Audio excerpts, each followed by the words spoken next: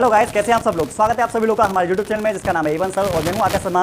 आज आप लोगों को एक स्टोरी के माध्यम से कुछ शिक्षा देना चाहता हूं। वो ये है कि आप तब तक ही कुछ सीख पाते हैं जब तक आप खुद को एक छात्र समझते हैं, क्योंकि कुछ सीखने के लिए हमको झुकना पड़ता है। और आपको जैसा कि पता होगा कि झुकने का मतलब यहां पर कि जिससे भी आपको शिक्षा लेनी है, जो भी आपको शिक्षा देना चाहता है या जिससे तुम शिक्षा ग्रहण करना चाहते हो, उसके सामने आपको समर्पण करना होगा, उससे सीखने के लिए उस पर विश्वास करना होगा, जो कि बहुत ज़्यादा ज़रूरी है। आपको बता दें, एक समय की बात है, एक राजा था जो कि बहुत ज़्यादा पढ़ा लिखा नहीं था, लेकिन उसकी इच्छा थी कि वो भी मतलब पढ़े और पढ़कर वो कुछ और ज़्यादा समझदारी उसके अंदर आए। तो क्या कहा गया, उसने कहा कि हमारे राज्य में जो सबसे ज़्यादा बुद्धिमान इंसान है उसे आप लेकर आइए, हम उससे शिक्षा ग्रहण करना चाहते हैं। तो ऐसा हुआ कि वहाँ पर एक मतलब कि गुरु थे, उनको बुलाया गया और वो गुरु उनको शिक्षा डेली दिया करते थे। राजा जो थे अपने सिंहासन बैठा करते थे और उसके साथ साथ में जो उनके गुरु थे वो नीचे की ओर बैठा करते थे। ऐसा ही बहुत दिन तक चलता रहा, लेकिन एक राजा जो थे, राजा को कोई भी चीज समझ में नहीं आई, उनको कुछ भी ज्ञान नहीं मिला। तो उस राजा ने उस गुरु से कहा कि आप मुझे इतने दिन से इतनी शिक्षा दे रहे हो, लेकिन मेरे दिमाग में कुछ भी नहीं घुस रही है, ऐसा क्यों? ठीक है, तो तब हमारे एक जो गुरु थे जो उनको शिक्षा दीक्षा देते थे, तब उन्होंने कहा कि हे महाराज, जब तक आप अपने सिंहासन पर बैठकर आप अपने आप को राजा की तरह रहेंगे और राजा की तरह अपना एटीट्यूड बनाएंगे, तो आप मुझसे कुछ भी नहीं सीख सकते। अगर आपको मुझसे कुछ सीखना है तो आपको नीचे बैठना होगा और मुझे ऊपर बैठना होगा। जब ऐसा राजा ने किया कि राजा ने दूसरे दिन की व्यवस्था कराई कि राजा क्या करता है, राजा नीचे की ओर बैठता है और जो गुरु ऊपर की ओर बैठते हैं और राजा को गुरु कहते हैं कि आप इस समय राजा नहीं हैं, आप एक साधारण से मनुष्य हैं और मैं जो आपको ज्ञान दूंगा वही ज्ञान आप लोगों को ग्रहण करना है और अच्छे से समझना है। तो ये प्रोसेस जब डेली अपनाई गई तो राजा को बहुत अच्छे तरीके से ज्ञान समझ में आने भी लगा और उसको बहुत अच्छे तरीके से ज्ञान मतलब कि उन्होंने स्वीकार भी किया।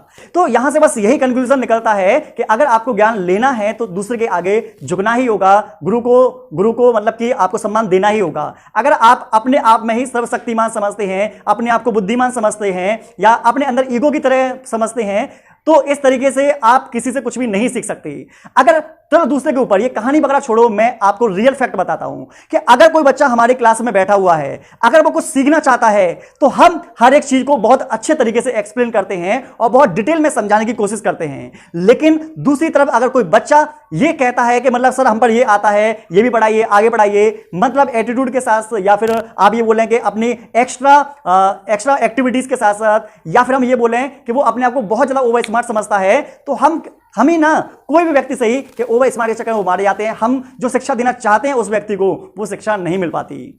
ऐसी ही दूसरी एक स्टोरी है और वो स्टोरी आप सबको शायद समझ में आएगी भी कि रावण का नाम सब लोग जानते ही हैं। ऐसा हुआ था कि जब रावण को राम जी ने मारा था बाण से, तो उस समय वो अंतिम सांस ले रहा था, वो लेटा हुआ था। तब श्री राम भगवान ने कहा था लक्ष्मण से कि जाइए, आप रावण के पास जाइए और उससे ज्ञान की प्राप्ति करके आइए। तो आपको बता दें कि जो लक्ष्मण जी थे उनके सर के पास बैठते थे और उनसे ज्ञान लेने के लिए बोलते थे कि आप हमें, हमारे भाई ने बोला है, राम जी ने, आप हमें शिक्षा दीजिए। उनसे बोला गया, लेकिन जो रावण है उनसे लक्ष्मण जी से कुछ नहीं बोला और ना ही उन्होंने उनको कोई भी शिक्षा दी, ना ही कोई उपदेश दिए। वो वहां से लौट आते हैं। जब वो लौट कर आते हैं तो लक्ष्मण कहते हैं राम से कि भैया मैं उनके पास गया था, लेकिन वो मुझसे बोले तक नहीं। राम ने कहा कि एक काम करो लक्ष्मण, आप दोबारा जाओ, हो सकता है वो गुस्से में हो, आप एक बार फिर से जाइए और उनसे शिक्षा ग्रहण करके आइए। लक्ष्मण दोबारा जाते हैं, लेकिन उनके लक्ष्मण जी के अंदर थोड़ा एटीट्यूड था, वो उनके सर के पास बार बार बैठते थे और उनसे कहते थे कि आप हमें शिक्षा दे दीजिए।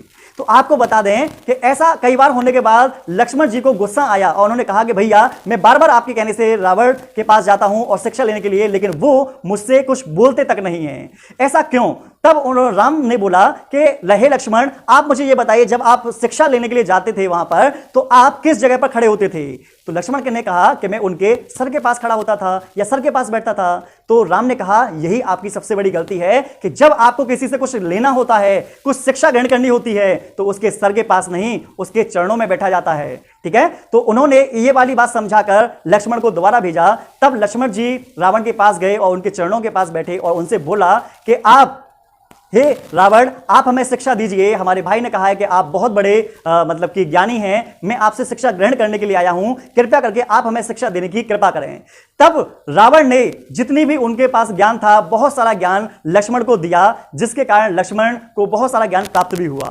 तो इससे कहानी से भी बस यही कंक्लूजन निकलता है कि अगर आपको किसी से कुछ सीखना है तो थोड़ा सा झुकना पड़ेगा, थोड़ा सा आपको मतलब उसको सम्मान देना होगा।